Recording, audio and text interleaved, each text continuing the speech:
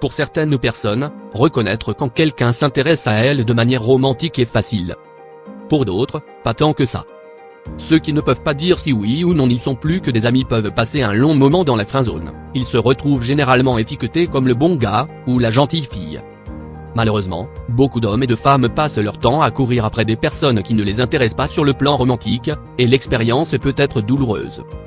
Lorsque vous avez l'impression que vous n'êtes pas assez bien, ou que vous ne pouvez pas devenir plus qu'un ami de quelqu'un que vous aimez vraiment, c'est frustrant.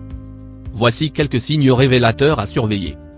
Tout d'abord, avant de commencer, abonnez-vous à notre chaîne YouTube et activez la cloche de notification pour ne rater aucune de nos prochaines vidéos. On commence. Numéro 1. Ils vous appellent mignonne ou adorable. Ils vous parlent comme à leur chiot, ils ne s'intéressent probablement pas à vous de la même façon dont vous vous intéressez à eux. Peu importe que vous soyez bien habillé ou sexy, ils disent seulement que vous êtes mignonne. Vous pouvez même ressentir une sensation d'excitation chaque fois qu'ils vous appellent adorable. Si cela vous semble familier, il y a de fortes chances que vous soyez coincé dans la friendzone. Numéro 2. Ils complimentent votre amitié.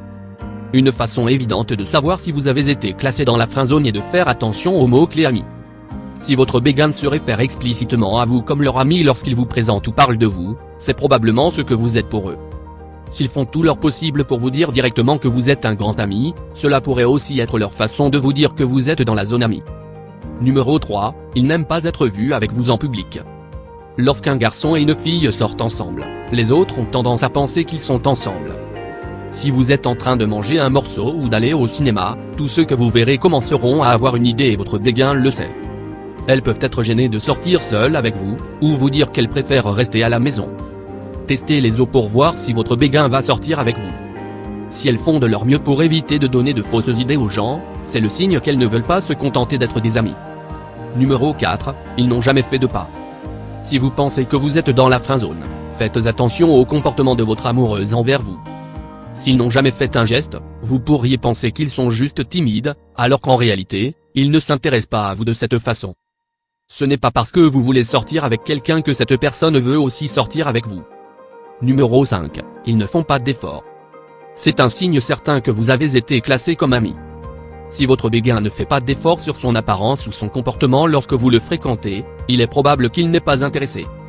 S'ils étaient intéressés, ils feraient de leur mieux. S'ils quittent leur maison en désordre, ne se préparent pas, portent des survêtements ou ne se font jamais pouponner, c'est parce qu'ils se sentent à l'aise avec vous, un confort qu'ils ne ressentiraient pas si vous étiez amoureux.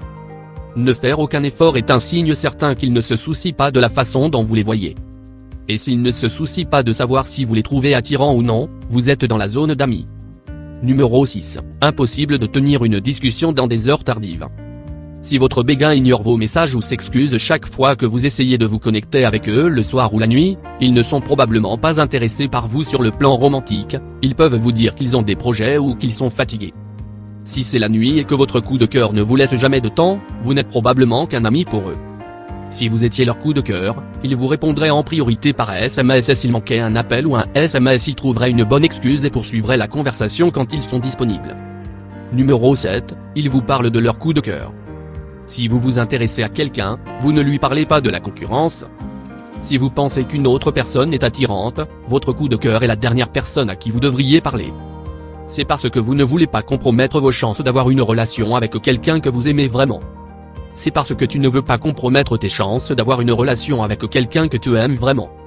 Si ton béguin te parle ouvertement d'une personne qu'il aime vraiment, tu es définitivement dans la friendzone. Numéro 8. Tu es sa personne à contacter en cas de problème. Si ton béguin se comporte davantage comme ton meilleur ami, tu sais que tu es sa personne à contacter. C'est le signe que tu as été placé dans la friendzone. Être juste un ami, je cite, peut vraiment piquer, surtout si tu es tombé amoureux d'elle, dans l'espoir d'obtenir quelque chose de plus. Si elle vous considère comme son ami, elle peut même vous demander des conseils en matière de relation, ce qui peut être encore plus douloureux. Numéro 9. Elle dit que vous seriez bien avec quelqu'un d'autre.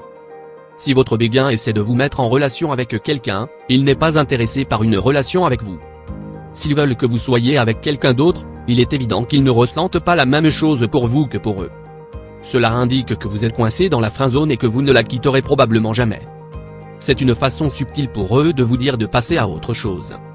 Il n'est pas rare de tomber amoureux de quelqu'un qui n'est pas intéressé par la romance. Cela peut être tragique et désagréable, et provoquer des émotions complexes et difficiles à gérer. Une fois que vous avez pris l'habitude de vous faire appeler un ami, il est peu probable que les choses changent. À ce stade, il est généralement trop tard pour que votre béguin vous considère comme autre chose qu'un ami. Voilà, c'était tout pour cette vidéo. Si vous pensez être coincé dans la friendzone et que vous espérez en sortir, vous devez soit faire un geste, soit en parler à votre béguin pour voir comment il se sent.